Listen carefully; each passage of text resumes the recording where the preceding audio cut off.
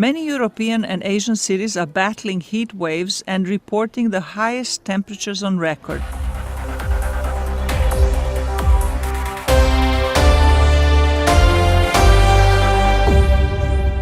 Officials in California say a wildfire that began burning more than a week ago has become the largest in the state's history. Researchers at the University of California say the climate conditions that make such large fires possible come earlier and last longer. Officials are warning residents to brace for more. What seems like we should be in the peak of fire season historically is really now the kind of conditions we're seeing really at the beginning. Forest fires are raging in Europe too. The deadliest wildfire in Greece's recorded history killed more than 90 people last month. Even forests in northern countries such as Sweden and Latvia were caught in flames. I had been to a fire scene once before. I went to supply to Uno Peak last year. I knew that we would be doing hand line, I knew that we'd be doing mop-up, but when they said that we were going to be an initial attack crew, that was something new, and I knew that the Air Guard hadn't really deployed an initial attack crew yet. Constantly have your head up, head down, keep your head on a swivel, because things change all the time. You got people cutting, you got people digging, you have stump holes in the ground that you could step down into and burn your leg because it's burning underground. You have to keep your wits about you, and that's definitely the one part of mental preparedness that is paramount to doing this.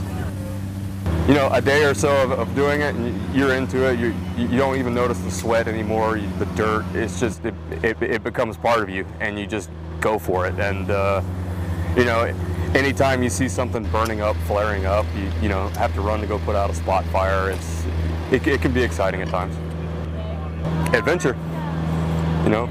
Come out here, have a good time, meet some good people, and fight some fire. You know, if you want to give back to the community, if you want to, you know, go on an adventure, go to some places you haven't seen before, and learn a new skill that you otherwise wouldn't normally learn, it's a good way to give back. It's a good way to get out. Many European and Asian cities are battling heat waves and reporting the highest temperatures on record. Extreme heat has had its effect on agriculture. Farmers are harvesting crops earlier than usual, and prolonged droughts have reduced the quality and quantity of fruits and vegetables. Heat is killing fish in a section of the Rhine River in Switzerland. The Swiss Army dropped emergency water supplies for animals in the Vaud region farms. The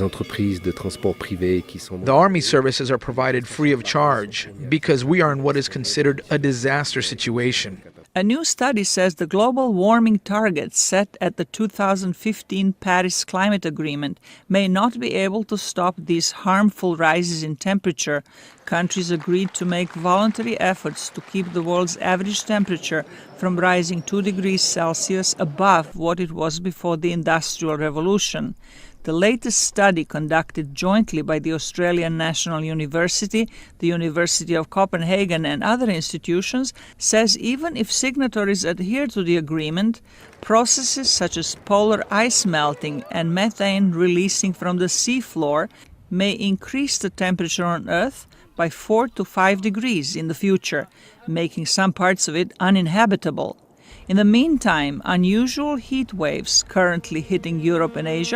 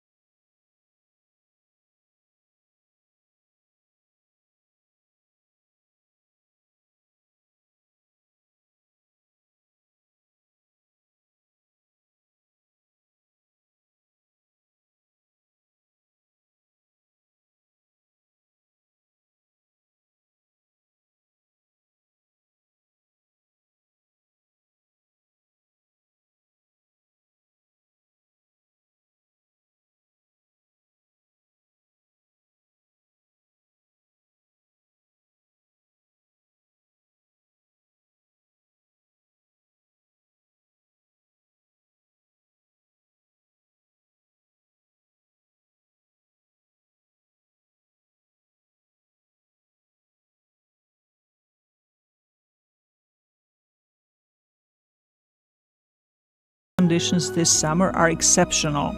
We'll find few of such extreme events in the past 150 years, but in the recent 3 decades, 30 years, we have been recording more and more events like these ones. The organization says the temperatures will continue to rise if nations fail to curb activities that contribute to global warming.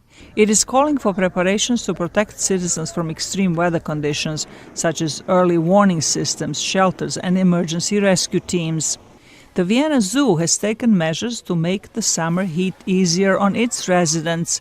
Its new elephant bathing pool was completed just in time for the summer. The pool features a built-in walk circuit so the animals can walk without getting